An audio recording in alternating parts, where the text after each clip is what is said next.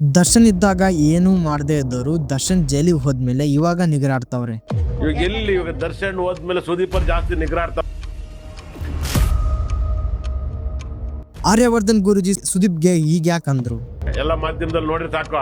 ಜಾದೂಗೆ ಹೇಳ್ತಾರೆ ಮೊನ್ನೆ pant pitch ತೋರಿಸಿ. ಒಂದು ಯೂಟ್ಯೂಬ್ ಚಾನಲ್ ಮಾತಾಡ್ಬೇಕಾದ್ರೆ ಆರ್ಯವರ್ಧನ್ ಗುರುಜಿ ಅವರು ನಟ ಸುದೀಪ್ ಬಗ್ಗೆ ಒಂದು ವಿವಾದಾತ್ಮಕ ಹೇಳಿಕೆಯನ್ನ ಕೊಟ್ರು. ಈ ಒಂದು ಹೇಳಿಕೆ ಕಿಚ್ಚ ಸುದೀಪ್ ಅವರ ಅಭಿಮಾನಿಗಳ ಕೋಪಕ್ಕೆ ಗುರಿಯಾಗಿದೆ. ಸೊ ಬನ್ನಿ ಹಾಗಾದ್ರೆ ಏನ್ ಈ ಕತೆ, ಇದನ್ನ ಸ್ಟಾರ್ಟಿಂಗ್ ಅಂತ ಸ್ಟಾರ್ಟ್ ಮಾಡೋಣ. ಅದಕ್ಕಿಂತ ಮುಂಚೆ ನೀವೇನಾದ್ರೂ ಚಾನಲ್ಗೆ ಹೊಸಬರಾಗಿದ್ರೆ ಸಬ್ಸ್ಕ್ರೈಬ್ ಮಾಡ್ಕೊಂಡು ಪ್ರೋತ್ಸಾಹಿಸಿವಿ. ನಂಬರ್ ಅಂದ್ರೆ ನಾನು ಅಂದ್ರೆ ನಂಬರ್, ಈ ರೀತಿ ಹೇಳ್ಕೊಂಡು ಸೋಷಿಯಲ್ ಮೀಡಿಯಾದಲ್ಲಿ ಒಂದು ಲೆವೆಲ್ಗೆ ವೈರಲ್ ಆದಂತಹ ಆರ್ಯವರ್ಧನ್ ಗುರುಜಿ ವಿಡಿಯೋದಲ್ಲಿ ಮಾತನಾಡ್ಬೇಕಾದ್ರೆ ಯಾರಿಗೆ ಏನ್ ಮರ್ಯಾದೆ ಕೊಡ್ಬೇಕಂತ ಗೊತ್ತಾಗದೆ ಮಾತನಾಡುವ ಬರದಲ್ಲಿ ಒಂದು ವಿವಾದವನ್ನ ಅವರ ಮೈ ಮೇಲೆ ಹೇಳ್ಕೊಂಡ್ರು. ಎಲ್ಲ ಮಾಧ್ಯಮದಲ್ಲಿ ನೋಡ್ರಿ ಸಾಕು.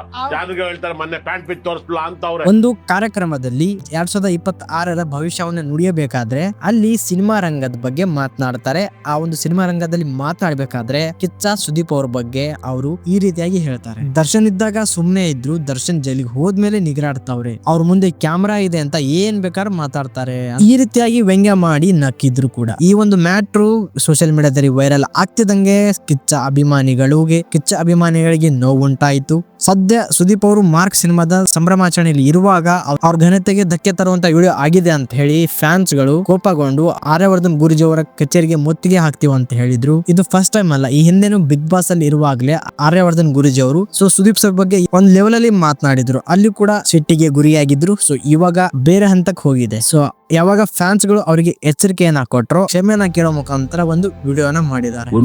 ಇದು ಒಂದು ಕಾರ್ಯಕ್ರಮ ಬರ್ದಲ್ಲಿ ಏನೋ ಮಾತಾಡಿದೀನಿ. ಆ ಬರ್ದಿಂದ ಅವ್ರಿಗೆ ನೋವಾಗಿದ್ರೆ ಸುದೀಪ್ ಸರ್ ಅಭಿಮಾನಿಗಳಿಗೆ ತುಂಬಾ ಸಾರಿ ಕೇಳ್ತೀನಿ. ಮಾತನಾಡುವಾಗ ನಾಲ್ಗೆನ ಕಂಟ್ರೋಲ್ ಮಾಡ್ಕೊಂಡು ಮಾತನಾಡಿದ್ರೆ ಇಷ್ಟೆಲ್ಲ ಮ್ಯಾಟ್ರೇ ಆಗ್ತಿಲ್ಲ ಗುರುವೆ. ಕೆಲವೊಮ್ಮೆ ಏನ್ ಮಾತಾಡ್ತೀವಿ ಅನ್ನೋದು ಇಂಪಾರ್ಟೆಂಟ್, ಯಾರ ಬಗ್ಗೆ ಮಾತಾಡ್ತೀವಿ ಅನ್ನೋದು ಇನ್ನೂ ಇಂಪಾರ್ಟೆಂಟ್, ಕೆಲವೊಮ್ಮೆ ಮಾತಾಡದೇ ಇರೋದು ಇನ್ನೂ ಬಹಳ ಇಂಪಾರ್ಟೆಂಟ್. ಇದಷ್ಟೇ ವಿಚಾರ. ನೀವು ಸಬ್ಸ್ಕ್ರೈಬ್ ಮಾಡ್ಕೊಂಡು ಕಾಯ್ತಾರಿ.